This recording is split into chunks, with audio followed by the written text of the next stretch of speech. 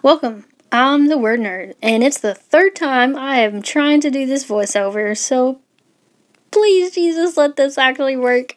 Okay, so in this video, we're going to be talking about the background information of Romans, and yeah, we're going to be following How to Study the Bible in-depth verse mapping guide that I have, and this is my new background information template. So the other template that I created a while back is landscape, and I made it landscape because the rest of the verse mapping template is landscape.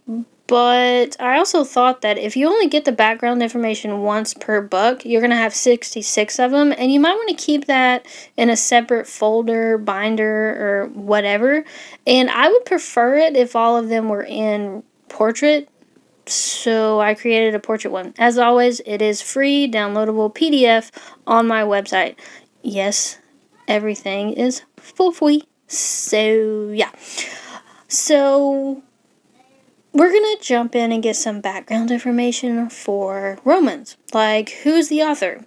Who are the original audience? What is the literary style? When was it written? Where was it written from, if we can know that? And are there any important locations?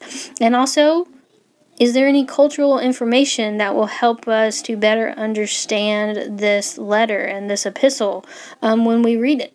So, yeah. So the first step I think that you need to do before doing the background information, before digging deep, before studying the Bible, before verse mapping, is read the Bible. So definitely read the book of Romans before you start doing the background information research and stuff like that. Because a lot, especially in the New Testament, a lot of this information is in the book itself. And I feel like it's better to stumble upon it first than just get told it by a study Bible or a Bible dictionary or something like that. I don't know. I just think that reading the Bible is top priority, even over studying the Bible. So, yeah. We write Romans on the top of the page, and we're going to jump in. Who's the author? Well, in the first verse of the book of Romans, it says Paul. So, Paul, a servant of Jesus Christ, and he is writing this epistle. But in the last chapter, it says that Tertius, Tertius, I don't know how to say it, wrote down the letter for Paul. So he was basically like Paul's scribe, which was common in those days. Like, you had someone write things down for you. That was just common. So, but Paul was actually the author of it, of the book of Romans. So who was the original audience? Well, it was the first century believers in Rome. In verse 4 of chapter 1, it says this. Now, to find out who does that all mean and who does all that include, we're going to have to do a little bit more information digging. So I'm using the archaeological background, or archaeological study Bible, my bad. They have a full page of Rome, and it talks about the population, and the majority of the population were Gentiles, which means non-Jewish people. But there was definitely a significant amount of Jewish believers there too, because we're not even sure how the Church of Rome came to be, because Paul wrote this during his third missionary journey, which we'll get to in a minute, and so we don't even know who brought the gospel back to Rome to start the churches. So, but obviously Paul knew about it, because he talks about he's wanting to visit them. And so, yeah, I just thought that was interesting. So what is the literary style? Well, the literary style is actually kind of easy. It says the epistle to Romans. Epistle just means letter. If you read it, it reads like a letter that trying to just give information to. And that's what Paul's doing. He's trying to give information to the Romans. Okay, so when was it written? Well, most scholars and theologians say it was written between 55 and 60 AD, and most specifically say 57 AD, which is during Paul's third missionary journey. They say that it was probably Paul's third letter on this missionary journey, but I'm not really sure about that, and I'm not too concerned about it either. But yeah, so in the first century, so during Paul's third journey, because he is ready to go to Spain and Rome. And so, yeah. So, where was this written? Well, in the last chapter of the book of Romans, it talks about a woman in Centuria. I don't know how to say it, but it's very close to Corinth. I think she's the one that's going to send the letter or something like that. So Paul was probably in Corinth or very close to Corinth when he wrote the actual letter of Romans. So, and then are there any important locations to be aware of besides Corinth and Centuria, which I probably mispronounced?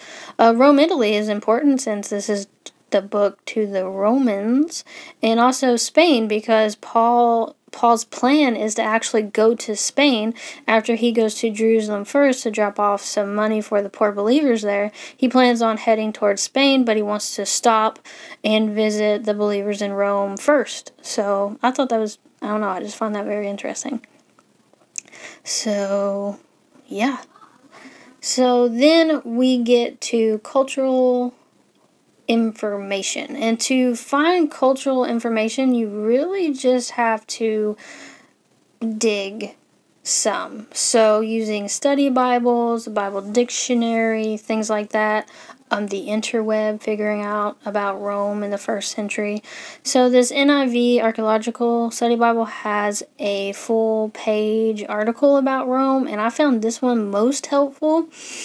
I don't know, it just gives a lot of information about it, but a couple of other study Bibles as well had it. So the ESV Study Bible has a good amount of information about Rome in the 1st century, and also this really cool map. This map is really cool, really good as well, so I really enjoy that. That's probably one of my favorite maps of Rome.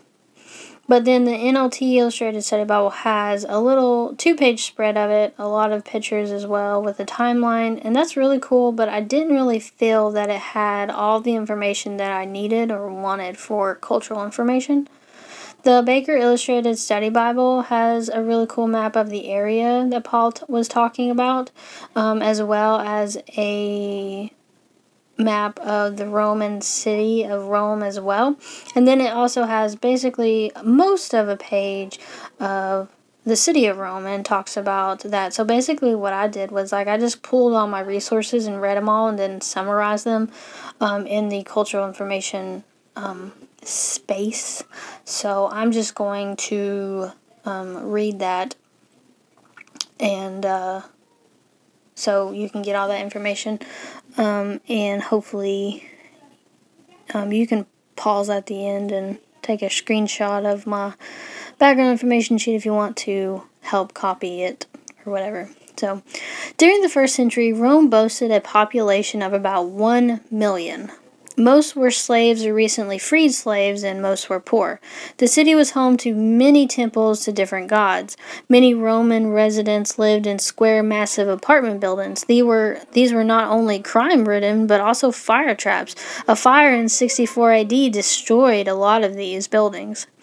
Rome was home to an ethnically mixed population.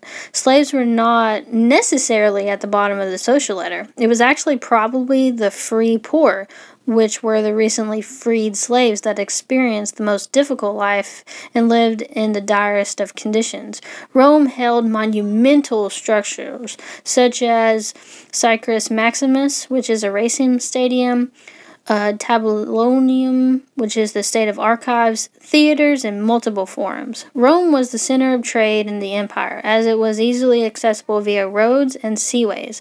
The marketplace was organized into quarters that were clustered into categories of trade. This made it easy for visitors to find items to purchase, and also new sellers to find others that shared their craft, which enabled social sharing and shared business community. So, Rome was a pretty interesting place. I think it would have been pretty cool to be there in the 1st century. But that wraps up Roman background information. Look out for Romans verse mapping soon. I hope you are inspired and encouraged to dig deeper into the Bible. And remember, God loves you, and He's always with you. And I'll see you in the next one. God bless.